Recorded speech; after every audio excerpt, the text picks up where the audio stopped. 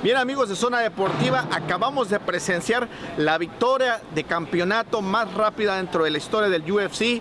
Tan solo 14 segundos le bastaron a Ronda Rousey para derrotar a Cat Zinagano. A continuación, le mostramos lo mejor de la conferencia posterior al evento.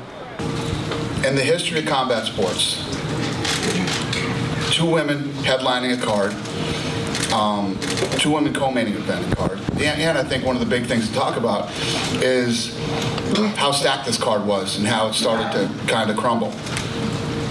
In a situation like this, you know, we did, two women fought tonight, and there's no doubt, Ronda Rousey, we all know what a huge star she is. What makes a great fight is when you know the two participants in the main event, you know it's going to be I mean, everybody knew that this was going to be a badass fight. It was one of those type of fights. Staples Center in Los Angeles, 17,654 people, a gate of almost $3 million, and pay-per-view trends have been very nice. It's looking like this is going to be a good pay-per-view. No women in the history of combat sports have ever done anything remotely close to this. And, you know, it's awesome. I'm coming from the guy who said we'd never do women's MMA. You know, I keep getting kicked in the face with that one.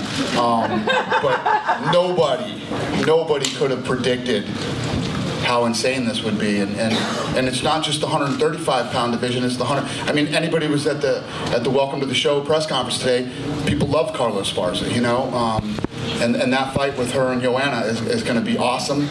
And you know, there's this thing. Maria Shriver was here tonight because she wanted to see this fight going down at Staples Center, and she's fascinated by this whole thing, and they should be. I say this all the time. There's this thing going on, and I talk about it when you say, you know, a lot of women's sports are ridiculed. It's the WNBA.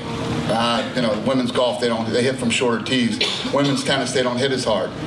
Nobody shits on a Ronda Rousey fight. You know what I mean? More stars than we've ever had out tonight. The place was packed. People, when those two women walked out tonight for the main event, almost 18,000 people were standing out of their seats going crazy. It's incredible. And it's so cool to be a part of something like this. Facing Ronda? Yeah, we're going to move her to the men's division. See if the highs will. Yeah. I don't know what to do with this lady.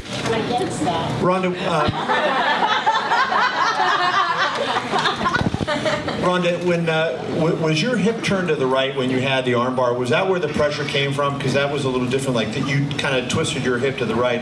Is that where the pressure was put on? And was that the armbar?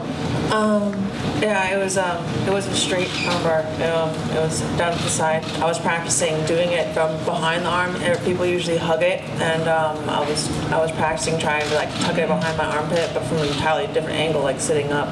And so when I ended up in that position, face down, for some reason, because I'd been training that so much, I'd never done that armbar from that position before. I'd never practiced that once. So we thought of another one. And Kat, if you can answer, you said when you talked to Joe Rogan that you saw something with her leg. Can you kind of expand on what it was that you saw and you thought you might be able to do there? It was a knee, and then a throw, and then a scramble, and then my arm was, she was wrapped around my arm, you know, and I don't know, I got caught. I was ready to do a million different things. I plan on getting in a fist fight tonight, not being done in 15 seconds, you know, so I don't know what to say. Yeah, I've really had that approach for a very long time. My mom likes to tell a story. Even when I was 13 years old, I went up to one of my coaches, and one question I had from him was, if you were coaching someone to try and beat me, what would you tell them to do? And that's kind of always been my thought, is not so much what do I have to do to beat individual people, but what do I have to improve about myself to make myself unbeatable. Absolutely. You know, I mean, like, some things in life you don't get on the first shot, you know? Some things take a few times. Some things take whatever, but as long as you keep trying and until you get it and figure it out. And crap, you know, like, it's not always the easy road. I don't often get to take the easy road, but, you know, I find my way around. Question for Ronda, to your right.